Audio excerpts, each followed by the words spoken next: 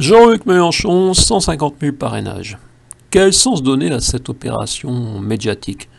D'abord, une collecte des adresses mail de sympathisants pour 2022.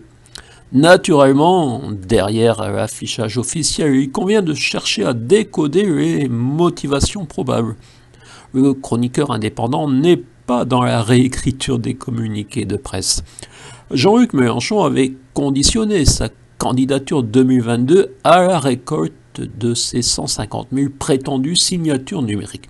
Il les a obtenues en quelques jours et fait parler de lui. Il avouait même « C'était le but que je cherchais, faire parler » sur BFM TV quand la barre fut franchie. Je crois qu'il a un autre but, la collecte des adresses mail de ses sympathisants pour 2022, mais aussi pour 2021, les départementales et les régionales. Jean-Luc Mélenchon, avec ses 475 000 abonnés à sa chaîne YouTube, la France Insoumise, très active sur Facebook, est le candidat le plus en avance dans l'Internet français. Et il s'est forcément rendu compte que sa base de données 2017, une grande partie des adresses mail reviennent en erreur. Et oui, tout le monde change régulièrement d'adresse mail dans un web univers de spam. 475 000 abonnés à sa chaîne YouTube, et YouTube seulement possède les adresses mail de ses abonnés.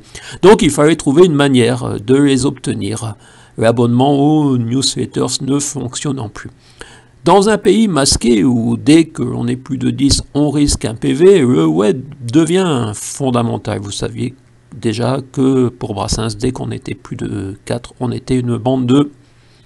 Il est probable que cette vidéo subira rapidement une dizaine de j'aime pas, ça semble être la manière de respecter la liberté d'expression à la France Insoumise, prompte à dénoncer les affinités de la presse installée avec les installés, mais également prompte à essayer de rendre invisibles les indépendants qui n'applaudissent pas M.